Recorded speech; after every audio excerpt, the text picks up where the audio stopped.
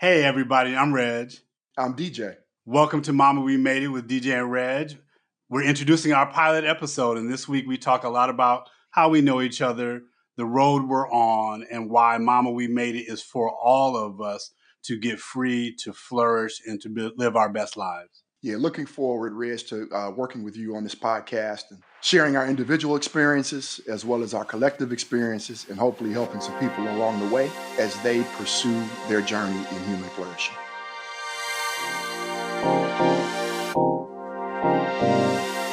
So come check out the show. First of all, I love your sweatshirt, man. It's good to see you. What color is that? Is that burgundy? What is that? I believe the appropriate term for that is burgundy.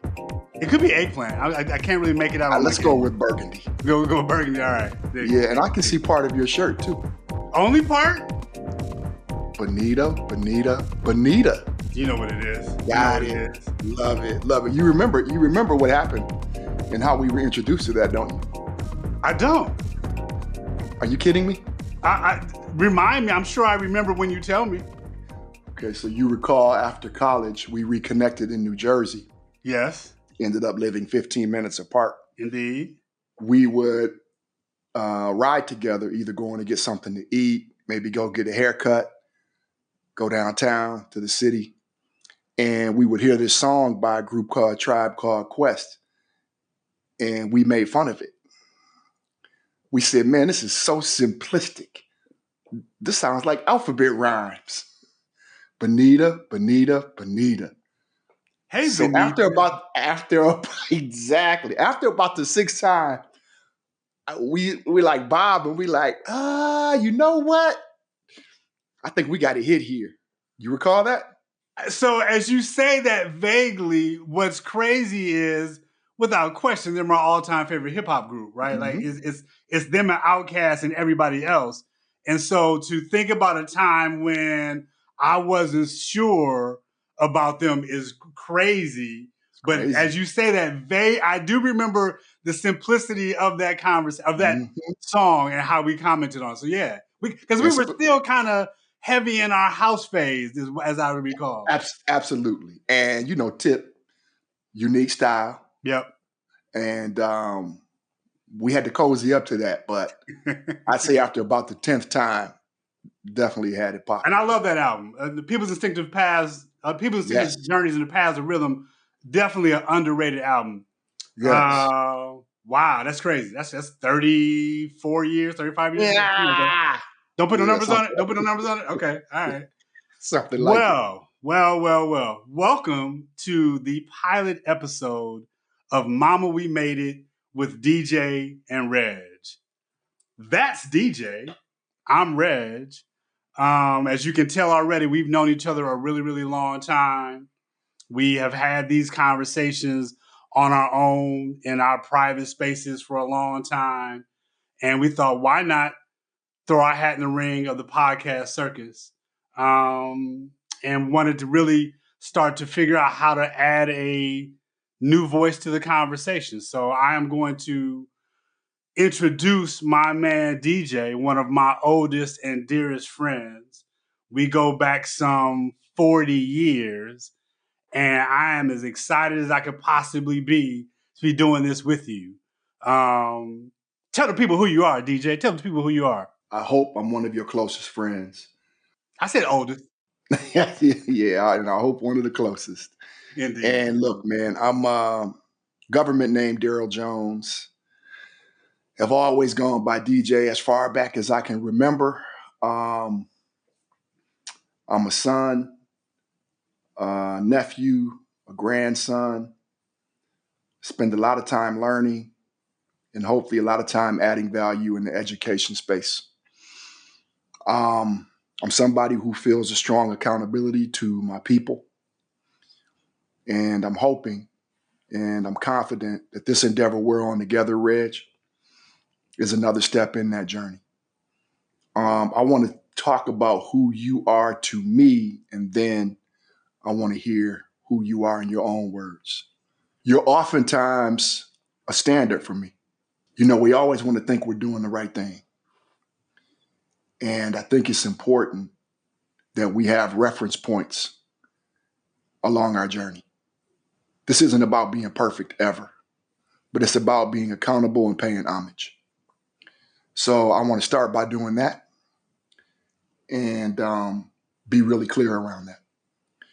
So you might be my younger brother by a few months, but you're my main man.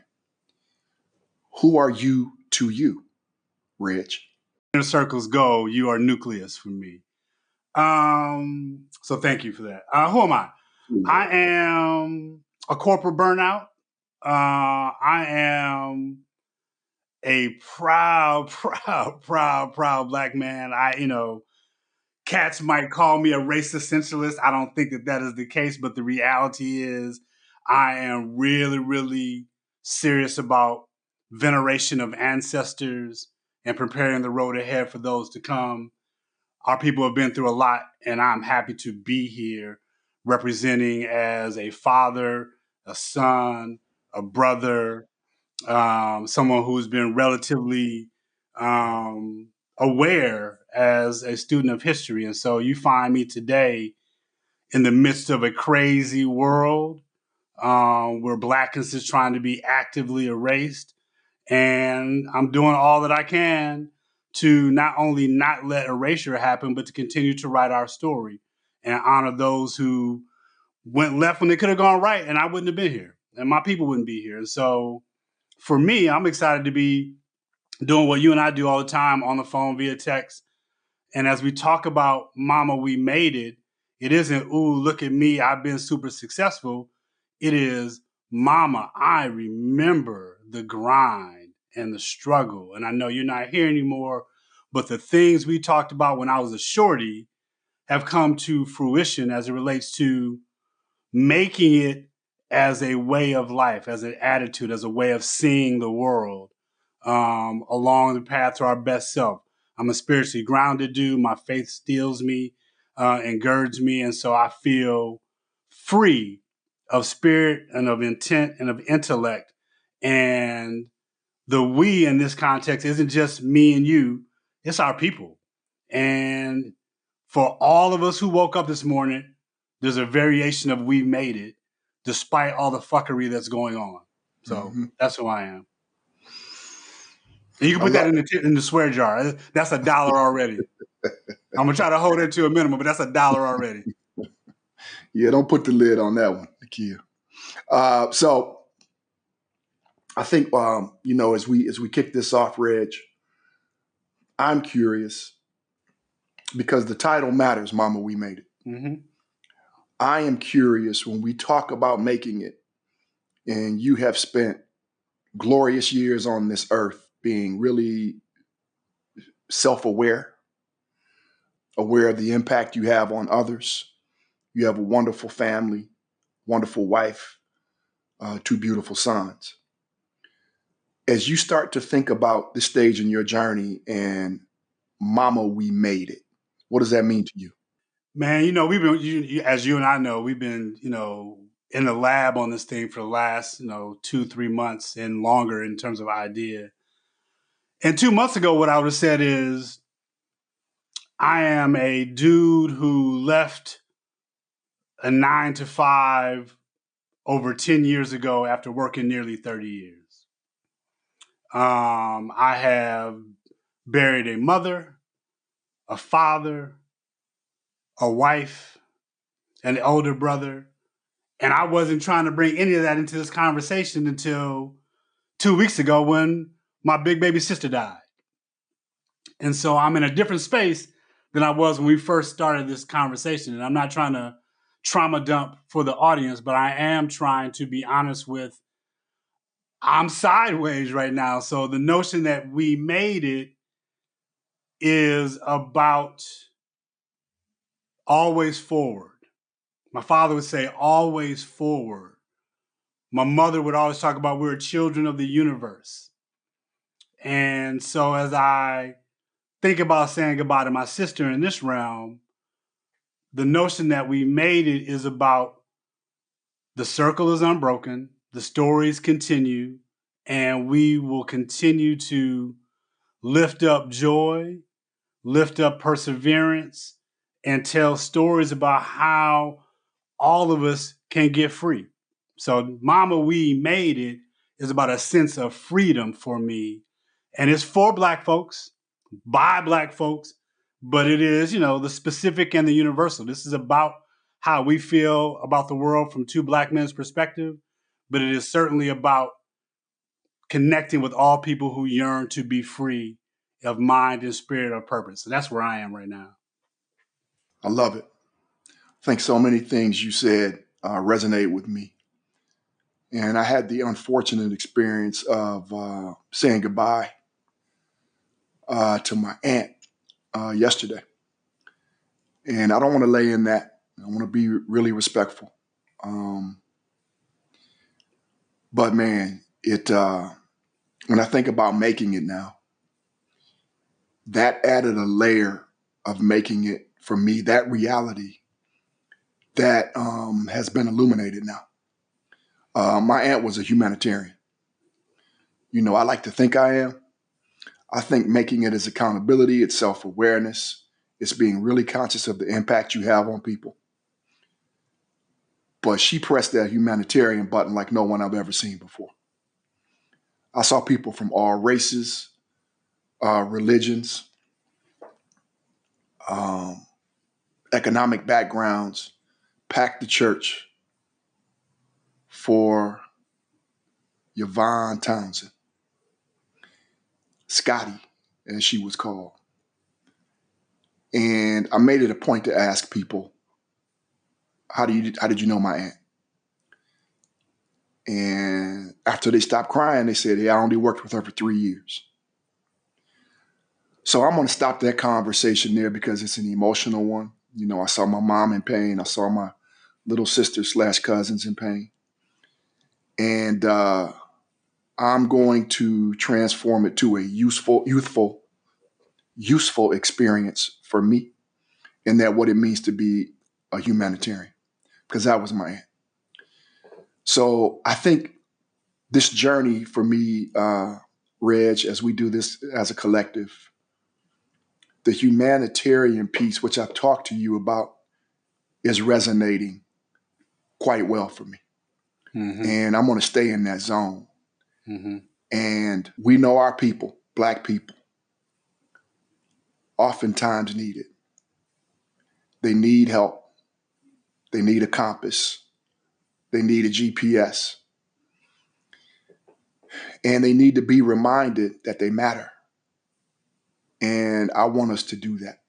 We got a lot of headwinds out here, as we know and talk about all the time. And they're meant to distract us.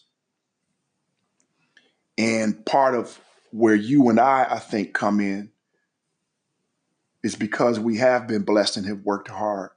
We need to be the ones to remove those distractions for people. So making it for me means a lot of damn accountability, but being conscious about finding joy and happiness and appreciation along the way. So that's what it means for me. I get curious, man. There's something every day. I just got off the call with my financial advisor today, and I'm still trying not to go back to work. So he's trying to make me feel confident that's not the case. So as you sit here today, man, what are some of the things that are heavy on your mind, whether it's in a positive way or not so positive? What are some of the things, man, you're thinking about? Man, all of it, right? Like recently I saw a headline that was crazy, talking about, the rate of Black men in college, right? And it was a weird number, like 19% Mm-hmm. of the students at Howard are Black men. It's a crazy small number, right? It is. I'm looking at, all of the tariff conversation and its impact on Wall Street, but the stuff around. So, my sister was in DC, and we buried Mm-hmm. her in DC, And I know she'd be like, yo, if you need to pimp out my death for your likes and clicks, do your thing, little brother, do your thing. But what I would say is when I was there in DC, man, so many people impacted by being laid off as a federal employee, all in the DMV, right? So many people impacted by the threat of immigration raids in their area. So many people impacted by social security, snafus and chaos and all that comes with that, and threats to a variety of things that they assumed would be there for them. The notion that social security is a handout when it's not, is you getting your money back by and large. So I think about the chaos in the world, and that's just, the world's on fire all around us. And I think about my sons, right? And I think about the journey that you and I were on, working 30 years plus at this point in time, and how far we came from little kids, from humble beginnings.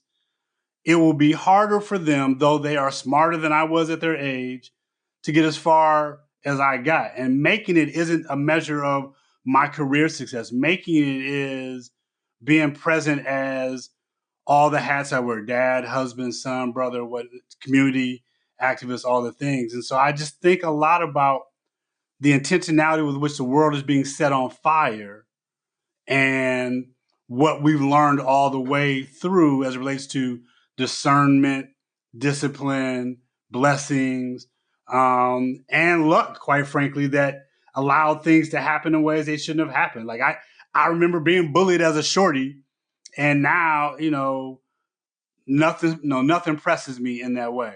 So it's a lot on my mind. I'm looking forward to unpacking it all in the context of this conversation.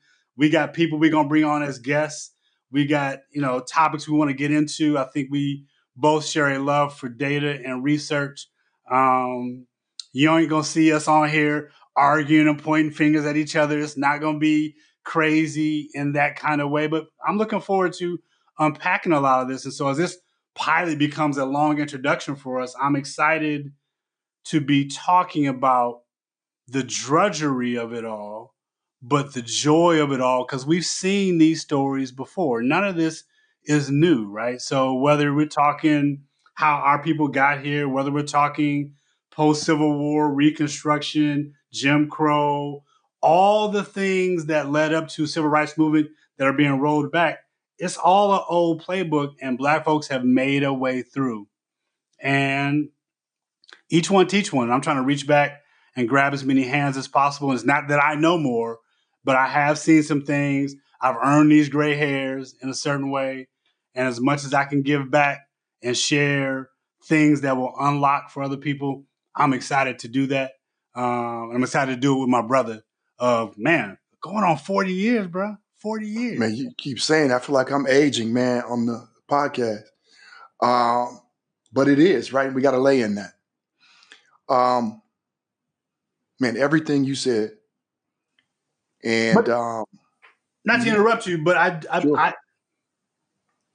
one of the things that I'm looking forward to us unpacking on this conversation, you talk a lot about it. And for those who are not paying attention, as he introduced himself as DJ and by his government name, he failed to mention that he is Dr. Darrell L. Jones. So I'll let him get to that when he wants to get to that over time.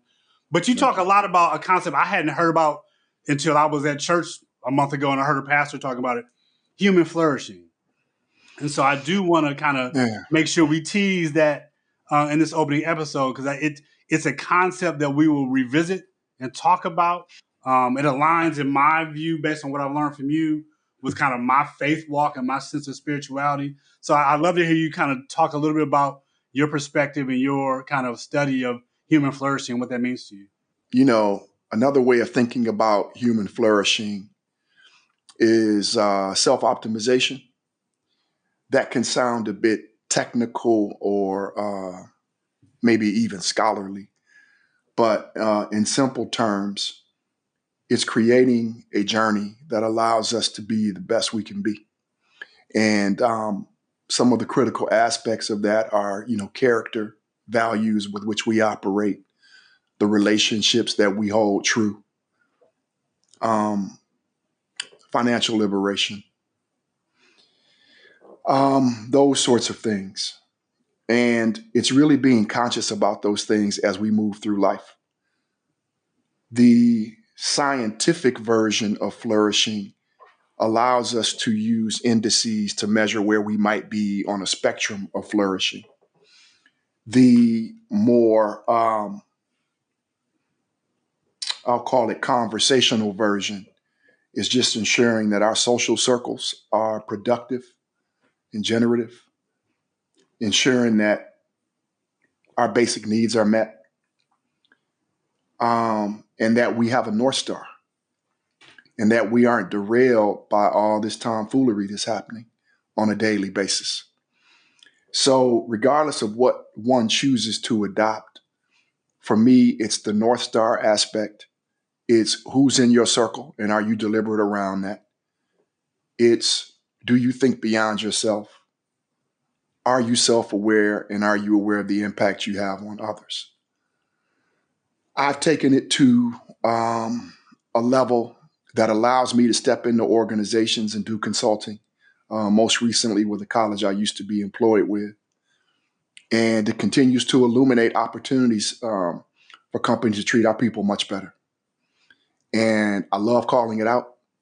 I love helping our people achieve their goals. If that's where they want to be, I'm here to help. If you make a decision you don't want to be there, I'm here to help. But I don't give hall passes. And that's what flourishing has done for me. I don't give myself hall passes. And then I step into an organization, you're not going to get a hall pass from me. So there's the most scientific version of that. Harvard's on that really hard, as you and I have talked about, Reg. Mm-hmm. And then there's that version, which is closer to what we might call joy, and experiencing life in a way that allows us to self-optimize. Doesn't mean there won't be peaks and valleys along the way, but we know how to handle them. And again, I get excited, man, because I know you and I will be in a group setting, and then we can just look at each other at times. And whether we're fully aligned and agree doesn't matter, because we'll get together and have a generative conversation where we add value to each other's perspectives. And it's not always about having to 100% agree. And I've always loved that. We come from different worlds, man, but what we know is there are critical aspects of flourishing where we're aligned, and our journey may look different. But I get excited about that because at this point in life, man, that social circle piece to me is critical. So that's, again, where I get really excited, man. And flourishing is important to me. I'm glad you allowed me the opportunity to talk a little bit about that because... Yeah. Allow. Or prompted. Let's say that. How about that? Yes. Go ahead. So the question I have there then is, we started this episode kind of giving a little sense of what the podcast intent is. We both talked a little bit about, walking through the shadow of the valley of death right now.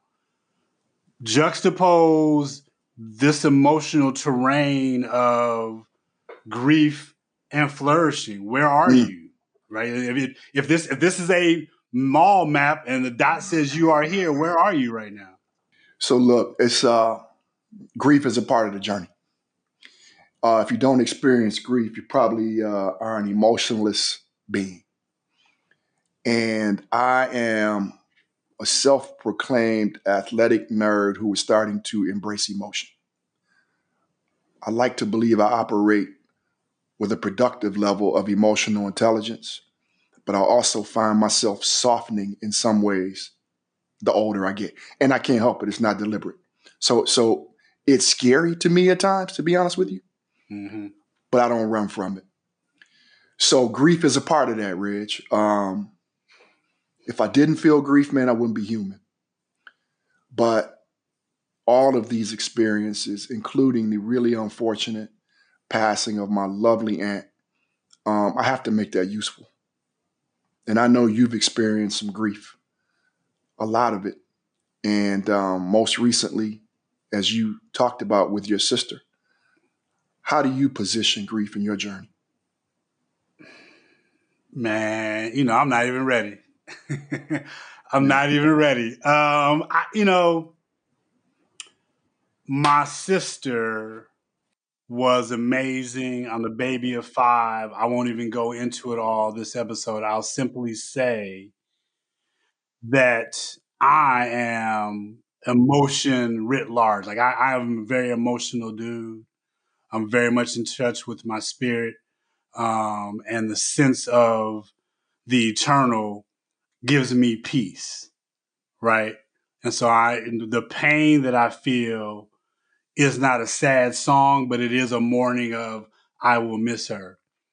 But the work is the go forward, right? The work is the investing in the things that honor our ancestors. And I think that a lot of that work is therapeutic and healing for me. And I think this podcast is going to be therapeutic and healing for me. And as I listen to all that you just said, and I think that, we're going to cover it all. And I think that, I believe, and my sister and I talked all the time, that Mama, we had made it. Like all the things that Mama and my dad, I'd be remiss if I didn't say the title was catchy. And so we went with Mama, we made it. But my daddy was my everything too. So let me be really clear. Zach Earl Hamlet Jr. was my dude. But Mama, we made it is honoring the conversations from my parents when we were shorties. And we want everybody to make it too. Like we want everybody to flourish, find joy, find self-actualization, find personal accountability, but also find a way to persevere and break through. And we're going to cover it all on this podcast. We're excited about the road ahead. I'm going to cry. If you ask me about my sister one more again on this camera, I'm going to cry. I've been leaking for 2 weeks straight, really trying not to do that right now. So I'm going to simply say that Stephanie was my everything. She was my human. She was here for all the years I was on this planet. She's my younger of my 2 older sisters. But we talked all the time, and she was the person who listened to me the best. And I will miss her. And I never got a chance to tell her that we were working on this because I was waiting for this day to be like, yo, sis, I did a thing. So I will invoke her memory as we do this thing. She gonna be in the room. You will hear her stories from time to time. I hope the people rock with us. And I hope that they really, really can tell that we care about Black folk. We care about the world at large. We care about doing things with a sense of humanity and spirit and discipline and discernment. And we're going to get these jokes off. We're going to have a good time. We're going to laugh. We're going to cry. But Mama, we made it is something we're going to do on a weekly basis. And we hope you rock with us. So that's what I got. Happy to be doing it with you, my brother. We do our homework and we don't look on other people's papers. Dig it, dig it, dig it, dig it. So check us out. Mama, we made it with DJ and Reg, wherever you get your podcast. Hopefully on YouTube because you can see us on the camera and we kind of, we got a little thing. But you will see us around. You'll hear us around. We got more to share, more to tell. And we hope everybody has a great day. Peace. Peace.